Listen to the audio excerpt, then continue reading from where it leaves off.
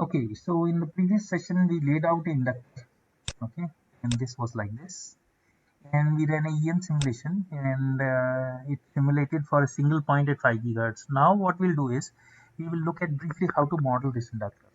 So I'll just explain you how to model an inductor, okay, and this will be more or less like a broadband model. But what you can do is, let's say this is the desired inductance, so this is the frequency dependent RAC, and then there is a RDC, and then there is a capacitance here, okay, and then there is a capacitance here, and there is a, you can say, not here, come on,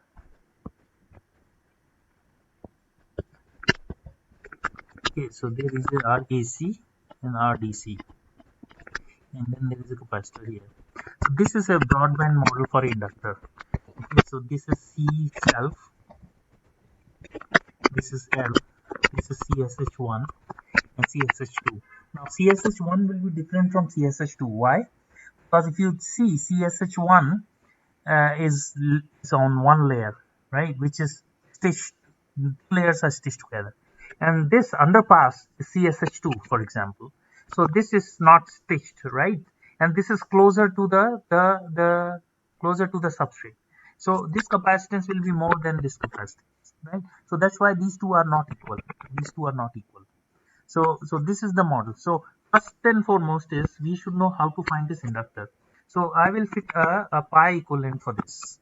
So what is a pi equivalent for this is going to be like this. Okay. So all the most of the series elements are simulated like a pi circuit, and all the shunt elements are simulated like are modeled like a T element.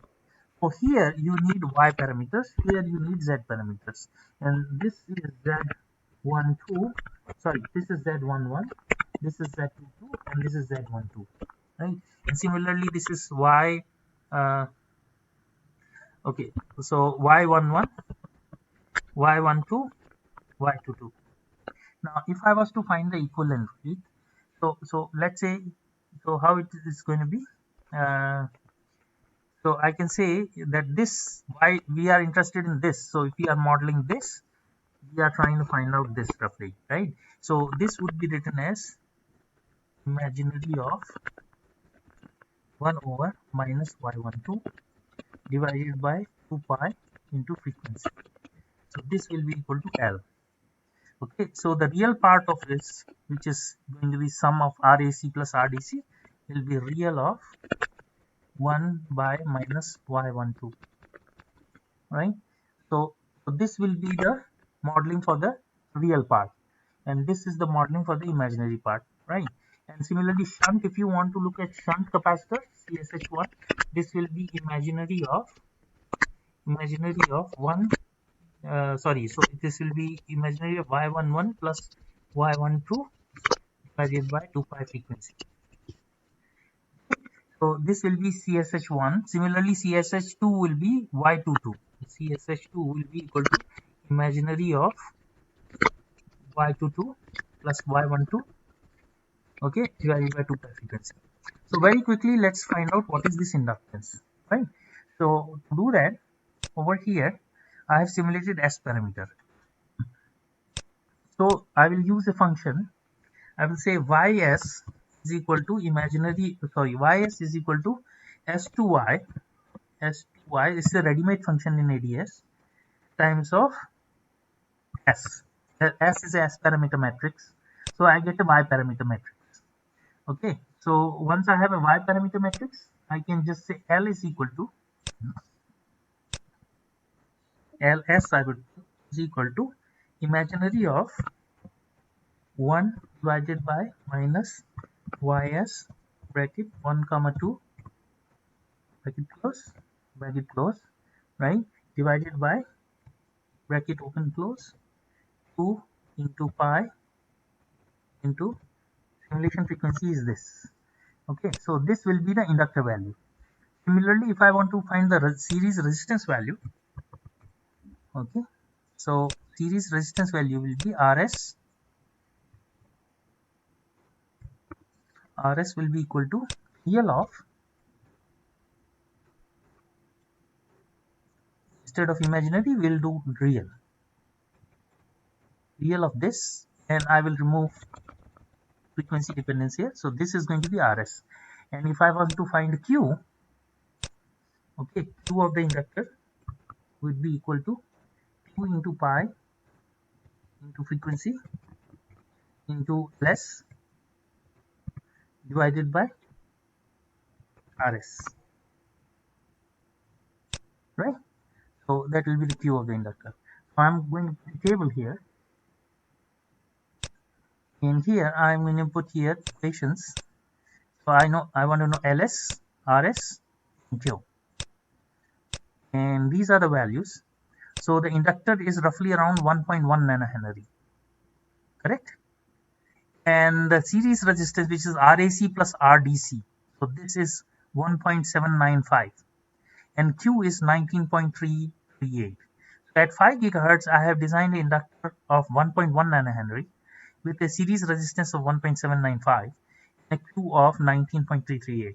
Now, this may not be the value you desire, right? So in that case, you would have to go ahead and lay out this inductor again, okay, and do a similar simulation again, and by one or two trial and errors you will be able to achieve the inductance you want. Now there is a word of caution here. This inductor is simulated as a series element. Okay, why?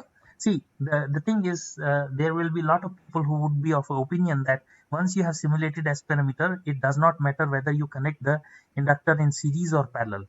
This is not true, because what happens is S parameters are going to be computed from your E and H fields. Now when you put an inductor in shunt, right, then all the fields are going to the ground, right? All the electric fields are terminated from going on the inductor to the ground, while here all the electric fields are between the two terminals, right? So basically that changes some of the parasitics and the inductor value. So inductor, if it is going to be used as a series element, then you simulate it as a series element and model it as a pi. So this is a pi equivalent. Model this as a pi. If you make a shunt inductor, then simulate the shunt inductor as a one port. Okay, the other is a ground reference.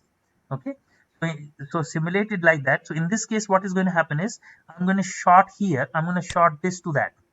Okay, so that means that I have a ground reference as only one, right? So there is a single port simulation. In that case, you should model this as a T network. For that you will need a S to Z. So you should have a Z parameters, and using Z parameters you can have a T model of the same inductor. So what I'm trying to say is, if you use an inductor in series, simulate EM simulated as series. If you use the inductor as shunt, then EM simulate the inductor as shunt. Okay, you cannot simulate a series and then use it as shunt. It will be inaccurate. Okay, so that's the takeaway from this. Other thing is, in this model there are a lot other components. So some of them you can calculate right away. For example, you can easily calculate CSH1, CSH2 from Y parameters, and you have calculated this and this. So you have this. Now what is left is this, and what is left is isolate this one and this one. So that means that you should simulate this inductor from zero. If you simulate the inductor from zero, then RDC is figured out, and then at your frequency, so for example this is 1.795 ohm, right? Let's say RDC, if I simulate at 0, comes out to like 0.3 ohm, then RAC would be equal to 1.793 minus 0.3, so it will be minus 495 ohm, and RDC would be equal to 0.3 ohm. Now you have to do a cross frequency simulation, because this is proportional to root of frequency. So to determine what is the coefficient here on the equation, you have to simulate it across the frequency and then fit this coefficient here, so that you have an equation for RAC. Next, this self. So if you simulate the inductor to a very large frequency, then it's somewhere going to show you resonance. So at that frequency of resonance, okay, that frequency of resonance, what you do is you find out, using this formula, unit root of LC, you find out what is the capacitor value. You take the inductor value from here and then use this formula to find the capacitor value so that your resonant peak will come here. So that's how you find out C self. So this is how you are going to put a broadband model for an inductor, series inductor. Okay. So I have told you that with single point you can find 4 parameters, right? But then if you want to do across frequency, you will be able to establish C self. You will be able to distinguish between RDC and RAC. So at this point, I'm doing a single simulation, single point. You should simulate this inductor across frequency, find out this peak, which is simulate for let's say up to 20 gigahertz. Find out where this peak is. Use the inductor value over here. Find out what C self is. Okay. Once you have that, you put this diagram as is and put a equation based linear. So in ADS next session I will show you how to do equation based linear. So you can put this equation for your RAC, and then you will be able to a broadband model for an inductor. Okay, now where do I need this model? Well, I don't have a lot of use case for this model. For oscillators this can be used. Okay, but other than that you should be able to just use as parameters as a file in your ADS simulation. You need not put a model. Okay, most of the simulation will accept the file. Okay, so that's all you need to do. So as an exercise, what I suggest is you in your ADS you put an inductor and do the similar simulation. Reach to a point of single point simulation. Find out these values as I have done it. And then what you do is you do a simulation across frequency and then establish C self and RAC and RDC, where RAC is going to be this equation. Then you try to adjust this coefficient such that you have measured versus or EM simulated versus your model. So you should be able to get a broadband model for an inductor. So as an exercise, I would recommend you to do that. So for this session, I'm going to stop here, right?